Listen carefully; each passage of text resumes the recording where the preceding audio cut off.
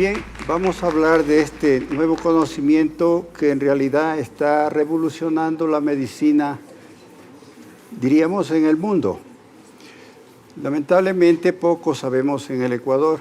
Como siempre, nadie es profeta en su tierra. Más se conoce en el exterior, especialmente Europa, Estados Unidos y también Asia. Pero lo importante es en qué consiste esto de medicina conceptual. En realidad es un término medio esotérico, extraño, porque encierra un parámetro muy grande en el conocimiento de la salud humana que discrepa bastante con la medicina convencional. Siempre nosotros hemos considerado la medicina como la esencia pura del conocimiento de la salud y la vida. Y estamos pues convencidos de que la forma de curar es esa la que nos dice el médico. En lo que respecta a mi persona, la interpretación fue diferente. Primero, el conocimiento mío fue en la electrónica. Ese fue el amor de mi vida y donde trabajé muchísimos años. Posteriormente fue que me hice médico por un accidente. Esto es el hilo de Ariana que determinó el por qué tenga un concepto diferente del problema médico y que fue madurándose a lo largo de los años. Y aquí va el asunto.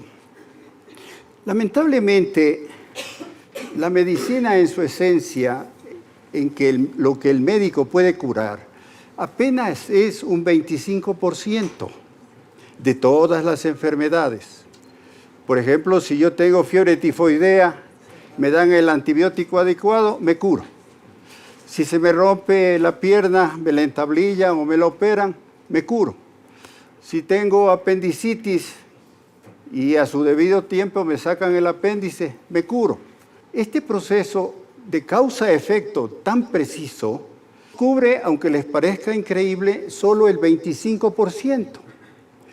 El 75% de las enfermedades no tienen cura, no tienen remedio. En la medicina solo hay paliativos no curativos. Artritis, artrosis, arteriosclerosis, osteoporosis, en fin, una serie de procesos degenerativos que nos van sucediendo con la edad. Todos esos trastornos de salud solo tienen paliativos. En este 75%, el 5% son enfermedades absolutamente incurables que corresponden generalmente a las enfermedades genéticas. Ponemos a un lado. La gran pregunta era, ¿qué hacer con este curioso panorama de enfermedades que no son curables y que la medicina las enfoca de manera tan extraña? El asunto era simple. Lo que pasa es que nos estábamos haciendo viejos. Claro que el asunto parece un error increíble porque el proceso de envejecimiento es terriblemente activo. No lo podemos evitar. Nos hacemos viejos. ¿Qué hacer? Y ahí surgió la primera respuesta a este problema. Nos hacemos viejos rápido porque nos estamos muriendo de hambre. Vaya, todos dirían, ¿por qué? Si comemos abundantemente todos los días y bien sabroso. Lo que sucede es que nosotros no somos como los animales. Claro que nuestro cerebro nos ha hecho muy chauvinistas en eso. Nos creemos la gran papaya y no es verdad. Nuestro organismo es extraordinariamente débil en función de un organismo animal. Pero aquí vienen los dos puntos claves del problema. ¿Qué es lo que hacemos nosotros con la comida que difiere con los animales? Para comer tenemos que cocinar. Primera falla. Al cocinar destruimos los alimentos. Se dañan los factores esenciales porque los factores esenciales son estructuras estereoquímicas grandemente complejas que fácilmente se dañan, se destruyen por efectos físicos. Y lógicamente que el calor es un efecto físico que va a destruir la estructura estereoquímica de la sustancia nutriente haciéndola irreconocible por nuestras enzimas. Entonces, ¿qué hacer para que un alimento no sufra este estado de degeneración? Pues vamos comiendo crudo, como los animales. No fue esa la respuesta, porque nuestro tubo digestivo es el colmo de elemental, increíblemente malo frente a las demás especies. De ejemplo, pongo yo un pollito, ahí tengo un pollito, le doy morocho crudo para que viva. Y qué bien que se desarrolle el pollito. ¿Podríamos nosotros vivir con morocho crudo? A ver. No, lo cual revela que mi intestino no está adaptado para eso. Tampoco para ser vegetariano y etcétera. ¿Cuál era el otro punto importante? Que escogemos la comida para comer. Los animales no escogen. Si yo tengo un caballo y le echo una naranja, todas se la comen, ¿no es cierto? Pero si a cualquiera de nosotros nos entregan una naranja, ¿qué hacemos para comerla? Primerito, la pelamos. ¿Y quién creyera que en la cubierta de todas las sustancias están los principales elementos nutritivos? Esto determinó el camino. ¿Cuánto es realmente lo que comemos por día generalmente? Todos los días el cálculo determinó que había que comer 36 gramos de factores esenciales, vitaminas, minerales, aminoácidos, 36 gramos. Y la pregunta era, ¿y cuánto comemos realmente por día? 12 gramos es el promedio. O sea, solo comemos la tercera parte y por comer la tercera parte somos muertos de hambre. Todos son muertos de hambre.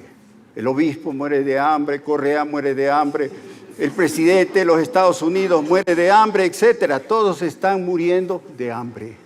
Este era el truco, la esencia mismo del problema. ¿Qué hacer? Hacer una comida que no esté destruida.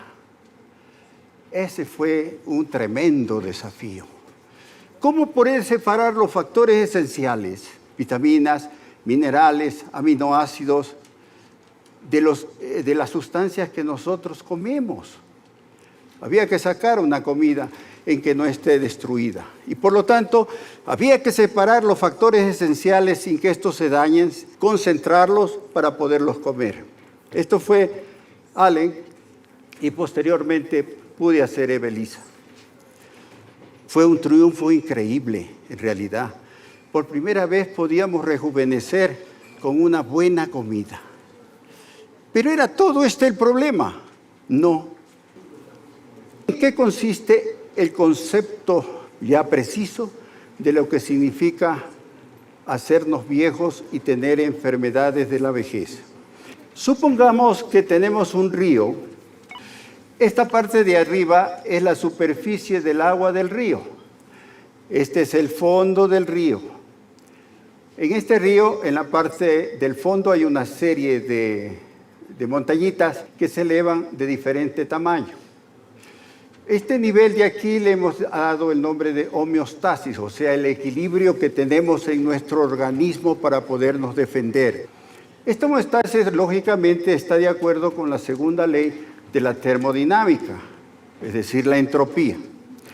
Cuando somos jóvenes, estamos en estos niveles de aquí. Pero conforme va pasando los años, este nivel de equilibrio va disminuyendo. Y van a asomar estas montañitas que están en el fondo del río. Estas montañitas las tenemos en nuestro cuerpo desde el día en que nacemos. Las enfermedades evolutivas están en nuestros genes, allí, adentro, las tenemos todos. Claro que cada una con relación a otra es diferente por la genética, pero ahí están, esperando el momento de sacar la cabeza para asomar como enfermedades.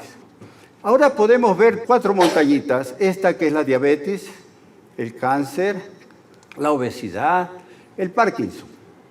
Claro que de todas ellas, la primera que va a asomar es la diabetes. En el caso presente, es el momento en que el paciente va a donde el médico. Aquí estoy, doctorcito, tengo diabetes, ¿qué me hace? El médico dice, bueno, retirar hidratos de carbono, tomar hipoglicemiantes o insulina. ¿Curamos? ¿Estamos curando a este paciente? No, no lo estamos curando. Es una especie de máscara que estamos haciendo. Claro que el paciente se va a sentir mejor, pero el nivel de homeostasis no ha variado. Está aquí el nivel de homeostasis. ¿Cuál es el otro truco, diríamos, para poner sano a este paciente? Volver a elevar la homeostasis, ¿no le parece? Que si yo subo esto, ¿desaparecen las montañitas? ¿Sí o no? Sí. Claro que desaparece. Y esto es lo que hacemos. Y ahora, si este nivel está aquí, por ejemplo, aquí, ya no están las montañitas presentes, ¿y ahora qué estamos? Sanos. Por lo tanto, estas llamadas o mal llamadas enfermedades de la vejez no son enfermedades. Cualquiera de ellas que sean, son signos de que nos estamos haciendo viejos, eso sí. ¿Cuál es el paradigma médico? Que cuando somos viejos tenemos que tener enfermedades de la vejez. Mentira. Cuando somos viejos y si somos descuidados, tendremos enfermedades de la vejez. Pero si no somos descuidados, no seremos enfermos nunca a pesar de ser viejos. En lo que sigue, pues, les va a hablar mi hija. Muchas gracias. Señores, amigos, muchísimas gracias por estar aquí. Para mí es bastante emocionante poder estar con ustedes el día de hoy. Estas charlas las hemos dado casi toda la vida, desde que era pequeña, fuera del país. Así que es un honor para mí estar con ustedes el día de hoy y poder enseñarles qué es lo que realmente nos está haciendo enfermos, qué es lo que realmente nos está haciendo viejos. Porque todos ustedes aquí en la sala pueden decir, hasta cierta edad yo era sano, ¿no es cierto? ¿Hasta qué edad? Hasta los 50. Hay personas que hoy día a los 20 ya son ancianos, es decir, empiezan a presentar enfermedades crónicas de tipo degenerativo, por ejemplo, la gastritis, la obesidad, la hipertensión, que son enfermedades de la vejez, pero a edades muy cortas. Pero para poder saber y poder cuidarnos, porque muchos piensan, la salud es responsabilidad del médico, más no mía. Yo voy donde un médico, estoy enferma, el doctor me da tal o cual medicamento, muchas de las veces no me explica lo que me está pasando. Llegan donde un médico y le dicen, tengo hipertensión. Y el médico muchas de las veces no le puede decir por qué tiene hipertensión, ¿verdad? Solamente le dice, bueno, tiene presión alta y tenemos que bajarle la presión. ¿No se han preguntado si esta hipertensión realmente es algún mecanismo de defensa que tiene su cuerpo para salvarles la vida? Porque sí, realmente estas enfermedades que ustedes conocen, y mi padre ya lo dijo, no son enfermedades, realmente son mecanismos de defensa frente a la vejez. Pero para conocer esto tenemos que conocer un poquito de nuestra evolución, un poquito de nuestra historia. La historia del ser humano comienza evolutivamente hace más o menos 15 millones de años atrás. Uno de nuestros primeros representantes fue el Ardipithecus ramidus, que más o menos se veía como se ve este ser de aquí. Es decir, éramos todavía monos. La importancia de este ser es que él vivía en un medio arbóreo y rico de nutrientes. No tenía más que estirar el brazo para recoger una fruta o los cogollos frescos de un árbol. No había necesidad de reservar. Pero pasa el tiempo, casi 8 millones de años en adelante, y los bosques se pierden. El África que ustedes conocen hoy en día no era el África de hace 15 millones de años atrás. Ahí teníamos una inmensa cantidad de bosques y de comida. Había abundancia de nutrientes, no en cantidad, sino en calidad. Pero pasan los años y el África se hace una sabana. El hombre tiene que hacerse nómada para poder buscar su comida. Este ser se llamaba Lucy. De hecho, hace 5 millones de años atrás, el Australopithecus afarensis, este es un mono que ya puede caminar en 2 pies como lo hago yo hoy en día. Y esto era necesario porque si nos íbamos a mover en la sabana, entonces teníamos que ser bastante ágiles para movernos y salvaguardar nuestro pellejo de cualquier depredador. Caminar en 2 pies hace que gastemos menos kilocalorías, nos hace mucho más eficaces. Pero ¿qué pasó en esta época? Ya no podíamos obtener la comida como lo hacía nuestro antepasado, teníamos que caminar y buscarla. Y nuestra dieta cambió. Desde ese día en adelante ya nunca más fuimos herbívoros. muchas personas aquí, luego aclararemos esto, hablan del vegetarianismo. Sí, nosotros tuvimos la capacidad de ser seres arbóreos, pero ya no lo somos. En esta época, el ser humano que tenía que caminar largas distancias, también tenía que tener mecanismos que le permitan reservar la comida, es decir, tenía que engordar. Cuando este ser encontraba un bosquecillo lleno de comida, esa comida servía para engordarse y reservar cuando no haya comida. La gordura o la obesidad son mecanismos de defensa que hoy en día se están presentando. Pero claro, van a decir, no, ¿cómo va a ser posible si yo abro la refrigeradora y está llena de comida, verdad? Tenemos cualquier cantidad de comida, pero no hay nutrientes. El hecho de tener gordura o ser obesos o tener simple sobrepeso nos hace personas enfermas y muertas de hambre. Sé que aquí hay algunos médicos que no trabajan con nosotros y que esto les llamará mucho la atención, porque en la medicina se dice si una persona es gorda, es sedentaria y está comiendo demasiado. Al contrario, realmente no. La obesidad se produce cuando hay desnutrición, cuando la cantidad de nutrientes del medio ambiente no aporta lo que necesitamos para nuestro gasto diario, acumulamos. Hay muchas personas incluso que pueden verificar esto. Como una hoja de lechuga y una hoja de lechuga me engorda. Tomo agua y me engordo. Es porque están muriendo de hambre, pero ese mecanismo que ustedes lo consideran feo de forma estética es lo que permitió que el ser humano hoy en día viva. Si seguimos más adelante, hace 200.000 años la expectativa de vida del ser humano llega a ser de 30 años de edad y solo el 2% de la población llega a estas edades.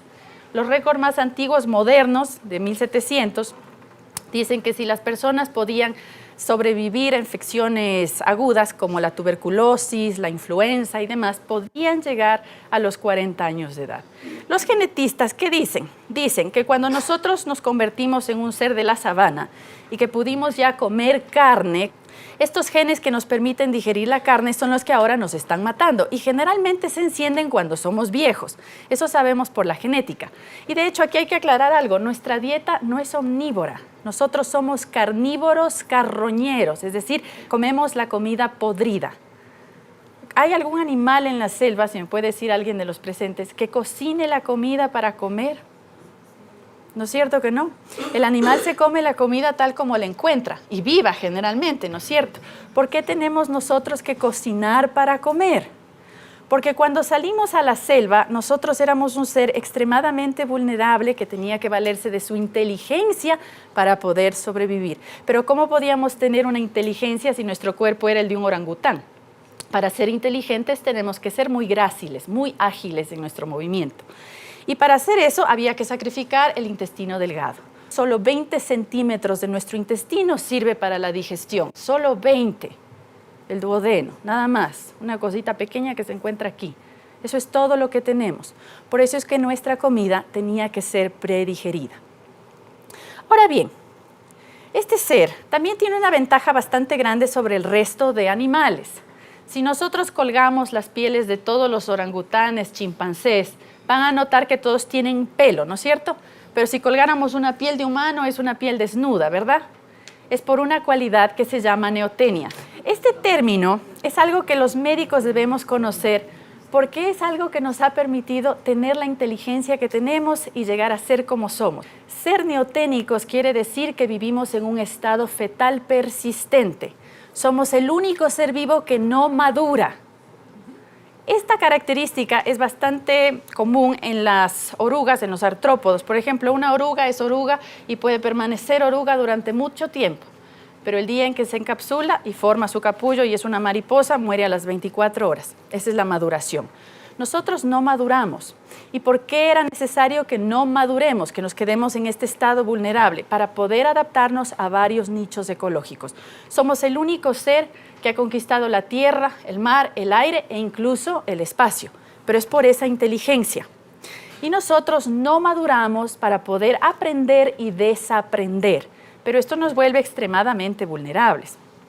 Cuando la comida que tenemos en el medio ambiente no es buena, es decir, no satisface nuestras necesidades energéticas porque trabajamos todos los días, porque hacemos deporte y mil cosas, entonces nuestro cerebro detecta, como lo hacía en la época del Pleistoceno, hace casi 8 millones de años atrás, dice, estoy muriendo de hambre. Y si estoy muriendo de hambre, entonces tengo que enlentecer mi metabolismo, hacerlo más lento para poder sobrevivir con la poca cantidad de comida que recibo. Pero ¿cómo logramos nosotros detener nuestro metabolismo? ¿Cómo hacemos que toda nuestra función de equilibrio entre destrucción y reparación se enlentezca? Gracias a un cambio que se produce a nivel del hígado y de los riñones. Ustedes, los médicos, habrán escuchado de un síndrome que se llama síndrome de enfermedad eutiroide. El peor estrés que puede tener el cuerpo humano es morirse de hambre, porque durante 8 millones de años morimos de hambre. Si nos morimos de hambre, este síndrome se va a iniciar. Esto se produce a nivel del diencéfalo, es decir, del cerebro bajo, del cerebro medio. Cuando el diencéfalo percibe señales de que hay hambre, entonces se activa la hormona somatostatina en el páncreas y se inhiben la insulina, la tiroxina, el glucagón y la hormona del crecimiento. Y tenemos el famoso síndrome de enfermedad eutiroide, cuyo daño no es en la tiroides. Es decir, va un paciente donde el médico y está gordo, pero todos sus exámenes de sangre, incluyendo la tiroides, están sanos. No dicen nada. ¿Por qué no dicen nada? Porque el daño no está en la glándula, está en 2 órganos y es un mecanismo de defensa. Con el pasar de los años, este tipo de paciente es el que va a tener un daño a la tiroides llamado hipotiroidismo. Ahora bien, esta es la glándula del tiroides, está localizada aquí en la base del cuello. La glándula del tiroides todo el tiempo produce 2 hormonas, la T4 y la T3. La mayoría de ustedes conoce la T4 porque se le llama levotiroxina. Todas las personas que padecen de gordura, ¿qué le dan? Levotiroxina. Esa es la T4, es decir, una hormona del tiroides con 4 yodos. T4, tetrayodotironina o levotiroxina. Pero si vemos en el gráfico, ustedes notarán que hay una mayor cantidad de hormona T4 y una menor cantidad de hormona T3. Esto se produce porque la glándula produce siempre la misma cantidad de T3 y de T4. La hormona que realmente activa metabólicamente es la hormona del T3. Liotironina es un nombre comercial, o triyodotironina. Cuando el metabolismo de una persona necesita acelerarse porque atrás vienen los acreedores o se choca o tiene algún accidente, una depresión, la que va a elevarse es la T3, es la única que controla el metabolismo, sea que baje o suba, acelera o detiene el metabolismo. Pero bien, en las células hay 2 acciones de las hormonas T4 y T3. La primera acción se produce en el cerebro y la segunda acción en nuestras células de manera normal y de manera anormal cuando pasamos los 30 años de edad. De manera normal, en el cerebro, tanto la hormona T3, en este caso con rojo, y la hormona T4 con lila, penetran la célula sin necesidad de receptores y se adhieren a sus receptores y producen el cambio metabólico. Esto es en el cerebro, no se requiere receptor. Pero ¿qué pasa en el cuerpo humano? En el resto del cuerpo, la conversión normal, la T4 penetra la célula y esta T4 por acción de una enzima se transforma en T3 y es la T3 la que produce el cambio metabólico. Esto es lo que está ocurriendo en los chicos, en las personas antes de los 30 años. Por eso es que darle T4 a una persona que sobrepasa los 30 años no sirve. ¿Por qué? Porque luego de los 30 años va a pasar esto. La hormona T4 penetra la célula y como mi metabolismo tiene que ser lento porque me estoy muriendo de hambre, es la célula, en este caso una célula hepática o renal, la que cambia la configuración de la hormona T4 a una T3 a la inversa. Ya no tiene la misma estructura molecular que la anterior y por eso no puede producir ninguna acción a nivel del núcleo celular. Y si la vemos más de cerca, notaremos que se ha producido un cambio. La normal estaba en el número 5 y la anormal está en el 5'. Esta es una hormona T3 a la inversa. El cambio se produce de manera bastante común y en bastante cantidad en hígado y riñones, pero también ocurre en el resto del cuerpo. Esto ocurre normalmente a los 30 años. Por eso decía que cuando ustedes hacen como médicos un examen de sangre al paciente que ya viene gordo y que solamente presenta un poquito de sobrepeso, unas 3-4 libras, ya está sufriendo de esto. Pero no se va a ver en el examen porque el daño no es a nivel de la sangre, es a nivel de riñón y también a nivel del hígado. Ahora, ¿qué pasa dentro del cerebro? Si las señales de hambre son persistentes, el cerebro está recibiendo una hormona T3 y T4 normal, porque como vimos en el gráfico anterior, el cerebro no necesita receptores. La T4 y la T3 penetran el cerebro y le dicen, yo estoy normal. Pero el resto de hormonas del cuerpo le dicen, yo no estoy normal. Me están exigiendo que acelere el metabolismo y no puedo acelerarlo. Entonces se convierte en un ciclo en donde el diencéfalo, que sería en este caso el capitán, está recibiendo señales que le dicen todo está bien, y la hipófisis, que está recibiendo señales del resto del cuerpo, le dice todo está mal. Casi es como decir un conductor de orquesta que empieza a conducir la orquesta por cualquier lado porque no sabe lo que le está pasando. Este síndrome se perpetúa por este daño y tenemos en el paciente un incremento en la TSH. Es lo que se puede ver en algunos pacientes antes de que se produzca el hipotiroidismo glandular. El cerebro le exige a la glándula, trabaja porque necesito que aceleres el metabolismo. ¿Por qué necesita que acelere el metabolismo? Porque ninguno de ustedes cuando sufre este síndrome va a descansar, ¿verdad? No, tienen un metabolismo lento, por eso me he engordado, por eso estoy enfermo. Pero a la par de que tengo estos problemas, el médico me dice, salga a hacer deporte para bajar de peso. O el jefe me dice, usted tiene que trabajar 8 horas, 9 horas diarias porque necesito que el proyecto esté listo. Entonces vive en un mundo de estrés, exigiéndole al cuerpo que dé algo que no puede dar. Entonces la glándula, ¿qué hace? Compensar esto.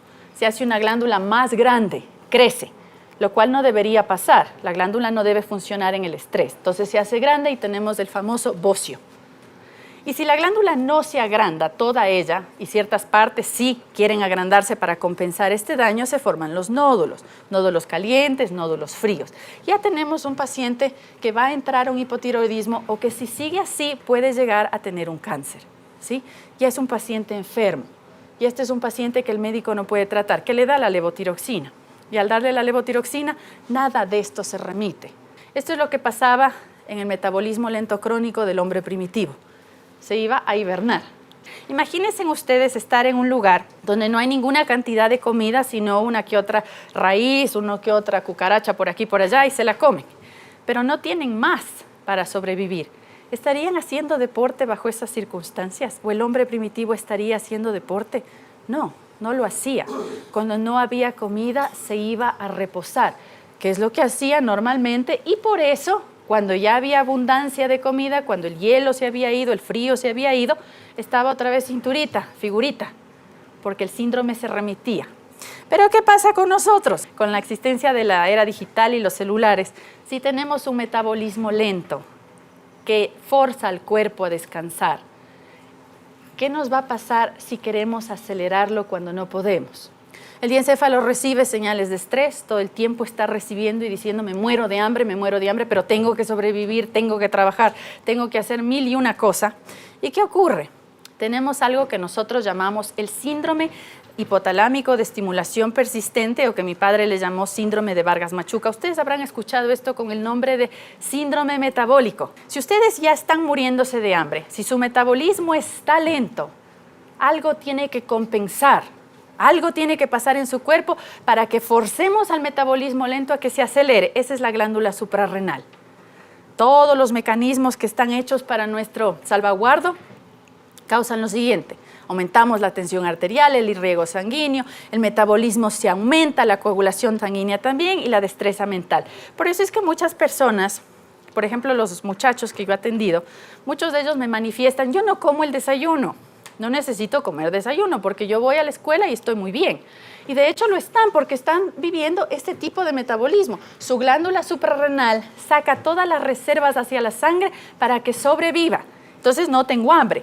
Y como tenemos mucho azúcar y oxígeno también dentro de la cabeza, tenemos mayor destreza mental. Por eso estos chicos cuando van a la escuela son lumbreras. Saben mucho durante la época de la escuela y del colegio. Pero cuando llegan a la universidad, se acabaron. Ya no pueden estudiar, ya no pueden concentrarse, porque estos mecanismos de defensa se encienden. Ahora bien, esto es lo que ocurría antes. Nosotros utilizábamos esta respuesta siempre y cuando nos siga un tigre o en este caso un mamut nos quiera matar. Entonces ahí trabajaba la suprarrenal para hacernos correr, aumentar la tensión arterial, aumentar nuestro riego sanguíneo, aumentar nuestra capacidad pulmonar para salir corriendo de alguien que nos quería matar. Ese mecanismo de pelea o fuga se está dando hoy en día en todos nosotros de manera crónica. Todo el tiempo estamos corriendo de algo o alguien que nos quiere hacer daño. ¿Qué ocurre dentro de nuestro cuerpo? Se estimula la glándula pituitaria y secreta sus hormonas. Si ustedes necesitan energía para sobrevivir porque se están muriendo de hambre, entonces su cuerpo va a utilizar sus reservas. ¿Cuáles son las reservas de nuestro cuerpo? La grasa.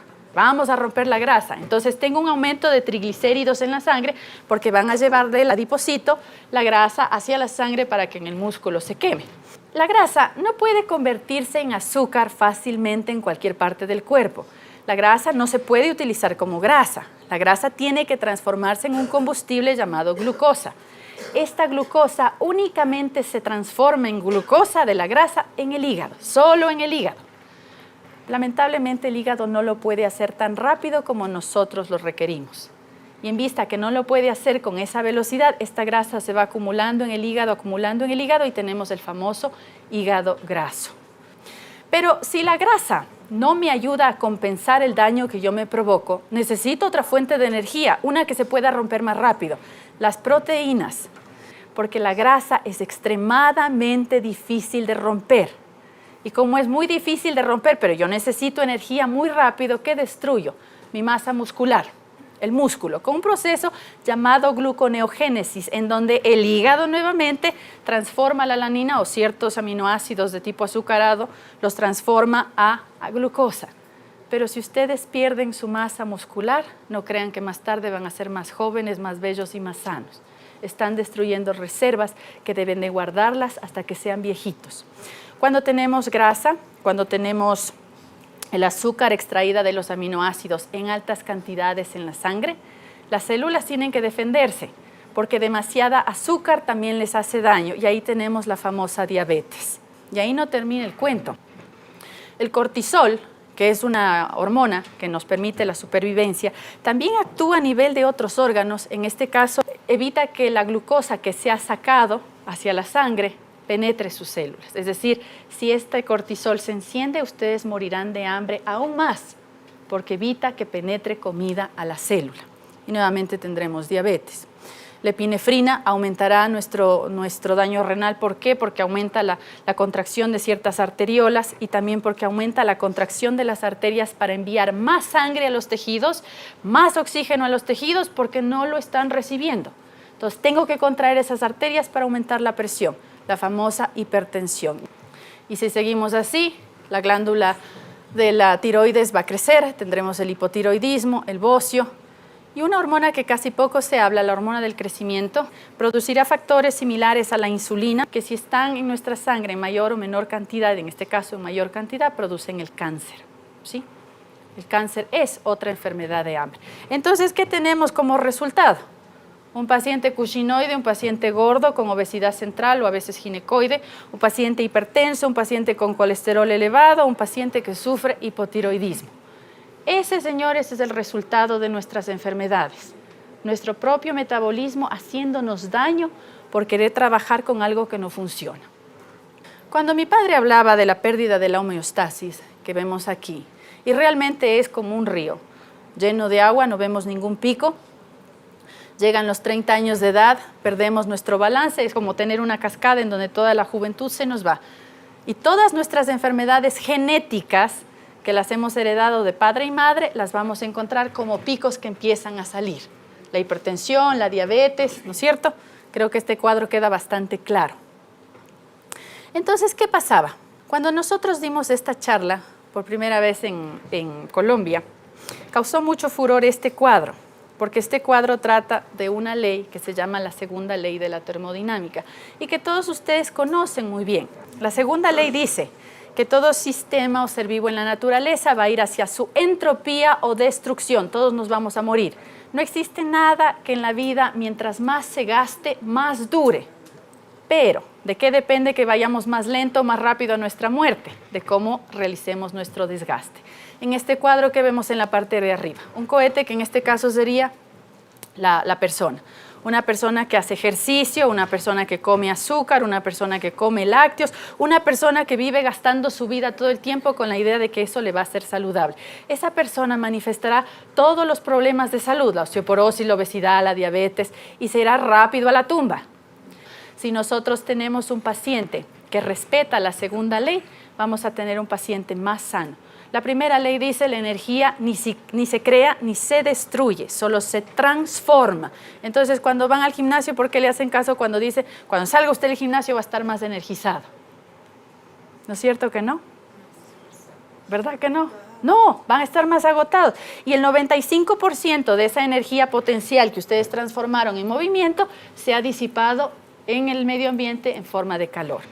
Esa pérdida significa 10, 20 años de vida menos. Todo esto tiene que ver con el hambre celular. No existe peor disparador de la enfermedad que el hambre celular. Por eso la clave para la salud es evitar esto, mejorar nuestro nivel de homeostasis, evitar el síndrome de enfermedad de tiroides. Y claro, todo eso está bastante bonito. Ahora, ¿cómo lo hago? Existen 6 hábitos principales que corren de nuestra cuenta si verdaderamente queremos ser sanos. No podemos comer azúcar, no podemos comer lácteos, no podemos usar tabaco, no podemos ser vegetarianos, no podemos realizar ejercicios físicos más allá de nuestro trabajo y no podemos tener endodoncias. Pero bien, ¿por qué el azúcar es tan maligno? El azúcar es uno de los tóxicos más grandes que tenemos porque 1 gramo de azúcar es la dosis tóxica para tener dañado el metabolismo por más de 1 mes. Con 1 gramo de azúcar, coman lo que coman, se morirán de hambre. Porque el azúcar, al ser una sustancia muy simple, no necesita una digestión gástrica de 1 hora. Ustedes pueden comer carne, ensalada, vegetales, frutas y demás, pero se comieron el postre. Lo primero que van a asimilar todos ustedes es el postre. Y cuando entra este pedacito de duodeno que tenemos, las enzimas están agotadas, ya no hay enzimas para la digestión. Cuando viene la carne, los vegetales y demás, ya no son asimilables. Por eso es que quien come azúcar es una persona muerta de hambre. En un paciente normal, en una persona normal, el balance de las comidas era el siguiente. Se comía más proteínas, menos grasas y azúcares. Nosotros podemos absorber 6 kilocalorías de proteínas, 6 de azúcares y 9 de grasas. Ese es el balance normal. Si nosotros tenemos un consumo mayor de proteínas versus grasas y azúcares, nosotros tenemos un metabolismo reparador. Hay personas que piensan que si no comen azúcar no van a tener glucosa. Y el médico les dice, no, usted tiene que comer glucosa para tener energía. Eso es verdad. Sí, se necesita la glucosa, ese es nuestro combustible. Pero la glucosa tiene que venir de material proteico de reparación. Entonces, cuando nosotros recibimos glucosa de proteínas, nuestro nivel de glucosa es normal, se transforma en una molécula conocida como piruvato y dentro de la mitocondria, el acetilcolina, que es nuestra molécula energética por excelencia, si es que el nivel de energía es adecuado, no la vamos a utilizar y se queda almacenada como grasa. Pero si necesitamos energía para realizar nuestras actividades de vida, pues se utilizará y se transformará en estas moléculas, adenosín trifosfato, nicotina-adenín y flavino para poder darnos energía. Pero ¿qué pasa si una persona come más azúcares que grasas? Si yo tengo demasiada azúcar en la sangre, voy a tener demasiado piruvato y acetilcoenzima dentro de la célula. Es demasiado. Entonces, ¿qué hago con esta cantidad inmensa que me entra de energía? A la reserva, ¿no es cierto? Por una vía, no la normal, sino una vía llamada la vía de la pentosa fosfato o de Ender y Meyerhof. Esta vía nos hace gordos y esta vía a las células le encantan. ¿Por qué? Porque es bien fácil obtener energía del azúcar. A nuestras células no les gusta trabajar, no les gusta romper una proteína. Les gusta más bien reservar algo que es sencillo de romper como el azúcar. Este paciente sufrirá todos los males habidos y por haber porque su metabolismo es ahorrador, ya no reparador. Otra cosa que ha pasado hoy es el consumo de lácteos. Todas las leches de todas las especies contiene todos los aminoácidos, grasas y demás que requiere ese animal. Es el único alimento completo que podemos obtener en la naturaleza. Pero ¿por qué no nos sirve después de la época de la lactancia? Porque si fuera necesaria, cualquier animal luego de llegar a su edad pasar su edad infantil seguiría lactando. Y no lo hace. ¿Por qué? No porque la leche haya perdido sus cualidades alimentarias ni nutrientes. No, la leche no cambia. Quien cambia es el intestino del bebé. Es porque nosotros al nacer, los mamíferos, nacemos de un útero completamente estéril. En su útero no hay bacterias. Pero para realizar la digestión se requieren bacterias. y el tiempo normal en el ser humano para tener esa cantidad de bacterias que requerimos son 4 meses. Es decir, que a un bebé a partir de los 4 meses ya hay que darle de comer. Ahora bien, ¿existe esto de que de verdad hay calcio en la leche? Si vemos este gráfico, ustedes van a notar la diferencia entre la leche de vaca y la leche humana. Son completamente diferentes. Si nosotros vemos la cantidad de proteínas, la leche de vaca tiene 80% a veces más que la leche humana. Y bien, el calcio, mucho más que la leche humana, ¿verdad? Y mucho más fósforo también. ¿Ustedes cuando toman leche de vaca lo hacen directamente de la ubre de la vaca? No, ¿de dónde sacan esa leche? En un cartón o en un frasco. Esa leche ha sido pasteurizada, homogenizada, micronizada, ha sido procesada ¿para qué? Para que no se pudra mientras está en la percha. Todo este calcio que ustedes ven ahí se pierde en la manipulación. ¿Y qué queda? Fósforo. Una inmensa cantidad de fósforo. En el cuerpo, el fósforo y el calcio tienen que entrar de manera complementaria, ni el uno más ni el otro menos, porque cuando ustedes toman leche de vaca, debido a que es una fuente orgánica de fósforo, el fósforo penetra casi sin ningún tipo de digestión a sus venas y arterias. Y cuando hay una demasiada cantidad de fósforo en la sangre, el calcio, su calcio, tiene que salir de sus huesos hacia la sangre para que compita con esta inmensa cantidad de fósforo que está recibiendo de la leche. Por eso es que las mujeres que consumen lácteos van a tener más osteoporosis que aquellas que no lo consuman. Si ven las estadísticas en el Asia, por ejemplo, el Asia, la raza asiática y la raza negra son dos razas que se desarrollaron al sur de los polos, donde había calor y por ende nunca tuvieron evolutivamente la capacidad de utilizar los lácteos como alimento. Sin embargo, en la parte norte, debido a las glaciaciones, y la última fue hace 200.000 años, el ser humano tuvo que adaptarse de alguna manera, comer algo durante las épocas de frío. Ellos utilizaron la leche de cabra y es gracias a estos seres humanos del norte, Finlandia, Noruega, que hoy día podemos digerir la leche. Pero una gran diferencia, esas personas de raza blanca pura pueden digerir la leche hasta los 90, 100 años. Nosotros no somos raza blanca pura, ¿o sí? No, nosotros tenemos algo de blanco debido a la influencia española.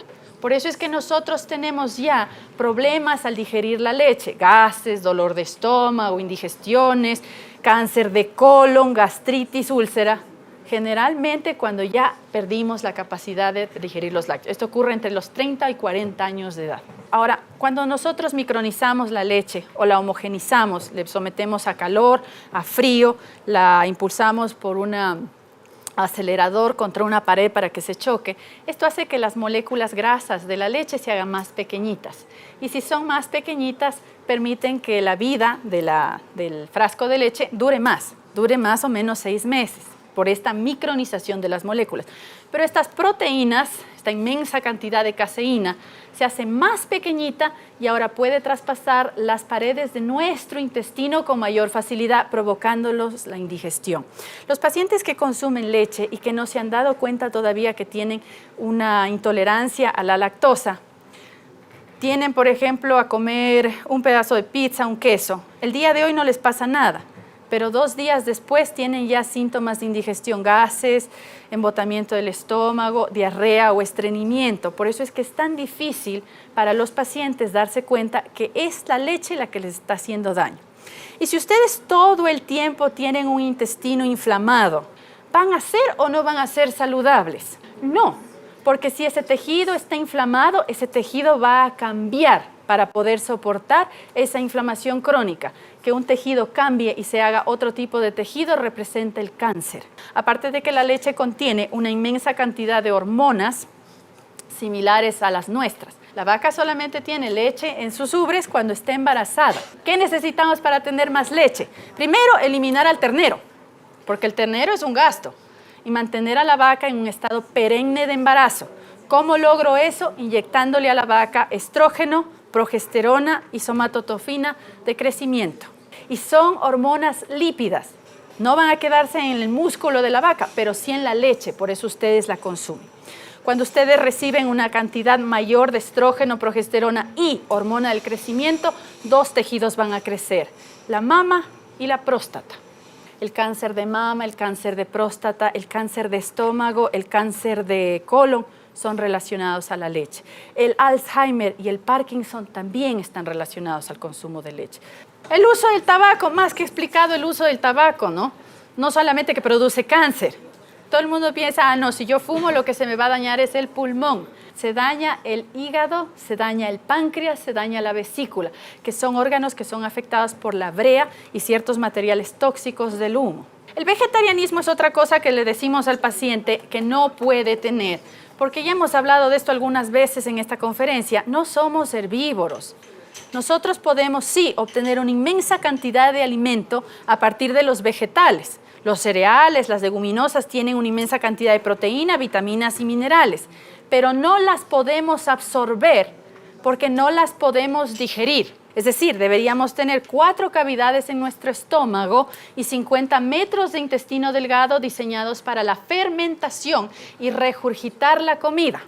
Un herbívoro tiene que hacer un esfuerzo inmenso para poder extraer minerales y nutrientes de la hierba. La vaca come y regurgita, la vuelve a masticar para digerir. Entonces, ¿qué nos hace pensar que nosotros podemos ser herbívoros? No lo somos. Carnívoros, carroñeros, insectívoros y frugívoros. Y nosotros necesitamos de la carne una molécula que se llama heme. Si esta molécula no la comemos, nuestras células no pueden dividirse y tampoco pueden luchar contra la enfermedad. Ahora viene acá un punto bastante controversial y esto le voy a pasar a mi papá para que los explique. En verdad, este punto del ejercicio es el más difícil de todos, porque no hay médico en el mundo que yo le pregunte, doctorcito, quiero ser saludable, ¿qué me aconseja? Haz ejercicio. Eso dice. Entonces la pregunta es, ¿en realidad el ejercicio es bueno para la salud? Mentira. Nosotros no podemos irnos contra la segunda ley de la termodinámica. ¿Qué significa esto? Que toda acción produce desgaste hacia abajo. Si hacemos ejercicio, este desgaste se va acumulando y nos vamos a hacer viejos más rápido, enfermizos más rápido. Siempre me ha preocupado, muchos años atrás, por qué la gente busca el ejercicio y lo defiende con coraje. La explicación es esta. Todas las personas que hacen ejercicio son drogadictos. Así, en toda la extensión de la palabra, drogadictos. Cuando nosotros hacemos un esfuerzo físico, generamos energía, pero no de la que viene de la adenosín-trifosfato, sino la glucosa la transformamos en un compuesto intermedio que es el ácido láctico y de esa manera sacamos la energía para el esfuerzo físico. Esta es una vía alterna y esta produce ácido láctico. El ácido láctico en nuestro cuerpo produce un dolor gigantesco. Pero ¿por qué no lo siente la persona que hace ejercicio? Porque su cerebro, el diencéfalo, fabrica 2 sustancias que son iguales a la morfina. Son endorfinas y encefalinas. Estas 2 sustancias permiten que esta persona, cuando ya entre al descanso, no sienta dolor. Pero es morfina, igual a la que se vende, igual a la que consume el drogadicto. Por lo tanto, el que hace ejercicio se drogó a su propia droga que es generada por su cerebro. Por eso es un drogadicto y por eso no los podemos sacar del vicio de hacer ejercicio. Si hacemos ejercicio, lo vamos a pagar con menos vida o con una vida completamente sin salud. Hay 3 tejidos en nuestro organismo que no se reproducen. El tejido nervioso, el tejido muscular y los condrocitos. Ellos solo nos acompañan sin reproducirse lo que queda hasta el día de la muerte. Por lo tanto, la estrategia de la vida es que estos tejidos no se agoten. Nervioso, muscular y los condrocitos. Pero la pregunta es, ¿por qué esos musculazos de Schwarzenegger? Pues no es cierto.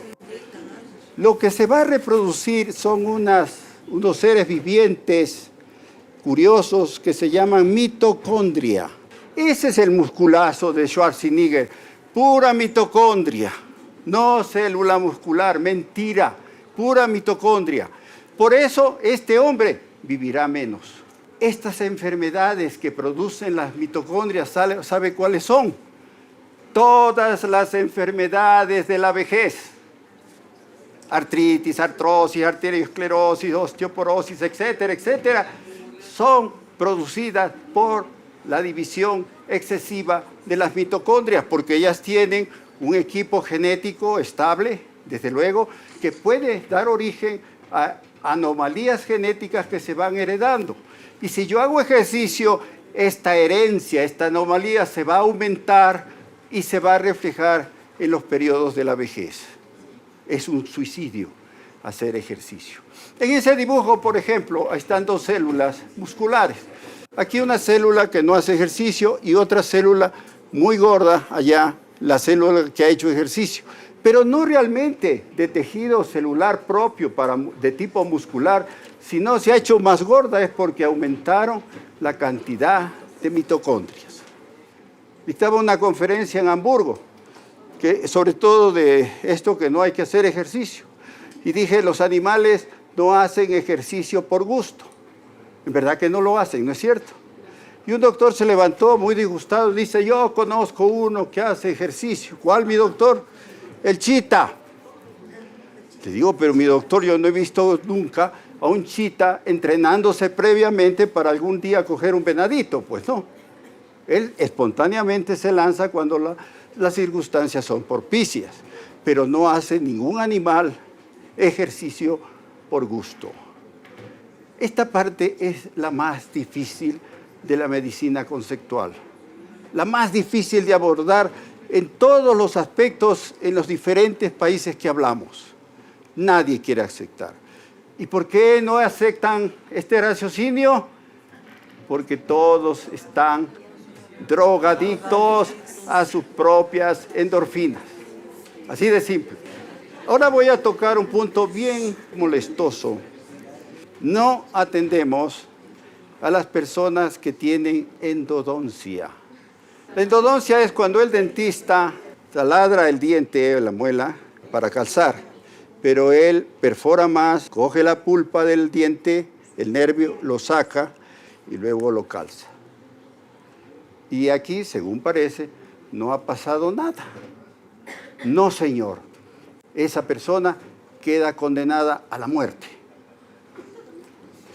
El fenómeno de daño o de rechazo generalmente asoma a los 4 años, porque esa muela se ha convertido en una pieza muerta, para la cual toda la reacción orgánica es cómo eliminarla, pero está ahí metida en la mandíbula. Entonces va produciéndose una enorme cantidad de factores de rechazo, que son elementos negativos para todo el organismo. ¿Por qué? Porque el diente es parte de nosotros mismos. O sea, no solo los mecanismos de rechazo van a ejercerse al diente, sino sobre todo mi organismo. Weston Price, uno de los odontólogos más famosos del mundo, hace 100 años que él manifestó que las endodoncias son peligrosas para la vida. O sea, no es algo de este momento. Leía yo que se hacen unos 4 millones de endodoncias en los Estados Unidos por año, pero que no hay cómo decir nada porque eso representa mucho dinero. Bueno, ¿en qué mundo estamos? ¿Qué pasa? Bueno, yo sé que esto no les va a gustar a muchos y no les gusta en realidad, pero es parte sustancial para tener una vida saludable y longeva. Entonces, ¿qué es lo que tenemos que hacer para ser sanos? Primero, no podemos comer, no podemos comer azúcar, no podemos comer lácteos, no podemos hacer esfuerzos físicos innecesarios, no podemos ser vegetarianos y no podemos tener endodoncias. Hacemos todo esto y el beneficio en la salud es solo del 30%. Por esa la responsabilidad de ustedes. ¿Por qué? Porque ahora viene la parte importante. Si yo retiro de mi dieta o de mi vida los hábitos que me van a hacer mucho daño, entonces necesito algo que me ayude a reparar, algo que me ayude a reconstruir. Hablemos de la comida. Nosotros pensamos que podemos comer de todo y que todo lo que comemos es nutritivo. Si regresamos un poquito a los conceptos de la biología, vamos a saber que un animal que se come a otro animal o a otra planta solo lo puede hacer dentro de las 2 primeras horas de haber muerto el animal o la planta. No puede comerlo después de ese tiempo porque las moléculas nutrientes están desnaturalizadas, ya no sirve. Ya se han convertido en moléculas estables que no tienen ningún juego para poder realizar intercambios bioquímicos. ¿Qué hacía, por ejemplo, la abuelita? Y no muy atrás, estamos hablando de la época de los años 30 o 20. Si quería comer una gallina, ¿a dónde iba a sacar la gallina? Al gallinero, para sacrificarla ese día porque no teníamos métodos de conservación, no había refrigerador, tampoco había plásticos y demás. La cocinaba ese día y lo mismo ocurría con las verduras, frutas y demás. Tenía que cosecharlo ese día para ese día cocinarlo. ¿Y cómo cocinaba la abuelita? ¿En el microondas o a gas? ¿En leña o en carbón? Tanto así que, exacto, tenía que calentar el carbón o la leña, lo cual produce una cocción de más o menos 4 horas. Es decir, en 4 horas hervía el agua para cocinar esa gallina.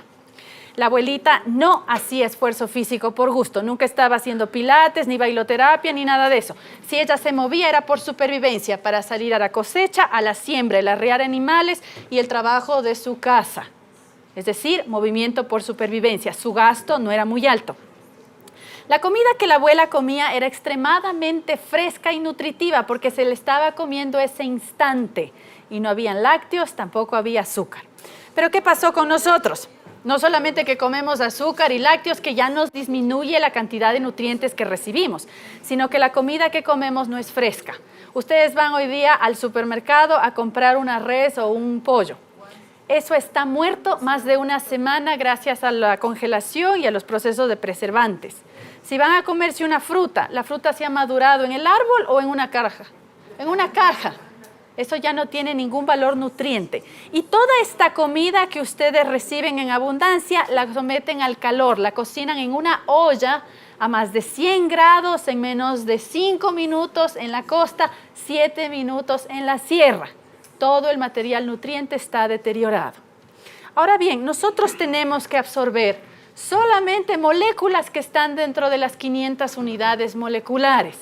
No podemos absorber ni más ni menos. Y aquí viene algo interesante. Las hortalizas y los cereales tienen una inmensa cantidad de material nutriente. Sí, es verdad que lo tienen, pero no es asimilable por nuestro intestino porque nosotros solo asimilamos entre 500 a 400 unidades moleculares. Y ni qué decir del resto, las grasas y las proteínas. Las moléculas son tan grandes que no podemos tener ningún beneficio. Por eso es que si bien había como recomendar al paciente retirar estos hábitos malignos de su dieta, de sus hábitos de vida, había que darle también al paciente algo que comer, porque si no come, no va a mejorar su salud. Ahora, ¿qué teníamos que comer nosotros? Tenemos que comer 36 gramos de material nutriente por día. 36 gramos de aminoácidos, provitaminas, prominerales, agua y grasa. Ahora, ¿dónde conseguimos estos 36 gramos?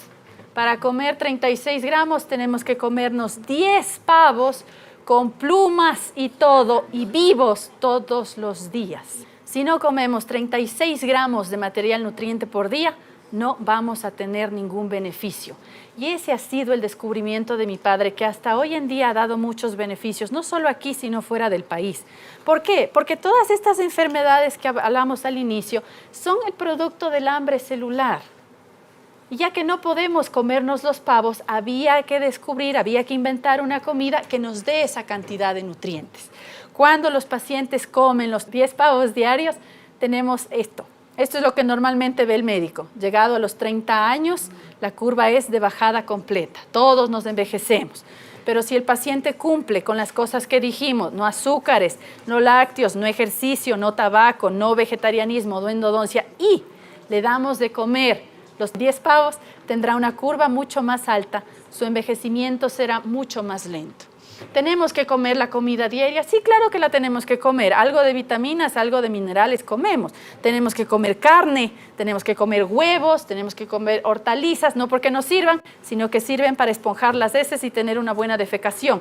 Las frutas las necesitamos por las vitaminas, pero no podemos dejar de comer los 10 pavos diarios.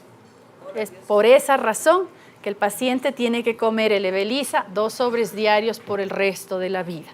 Los pacientes que toman el Ebelisa y que cumplen con esos 6 requisitos son pacientes completamente sanos. Personas que eran diabéticas ya no lo son. Personas que eran hipertensas recuperan la presión normal.